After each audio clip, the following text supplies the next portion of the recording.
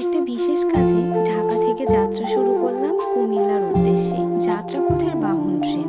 আমার পাশের সিটে বসে থাকা আপুটার চোখ দিয়ে অনবরত পানি পড়ছে। চোখের পানি কোনোভাবেই থামছে না।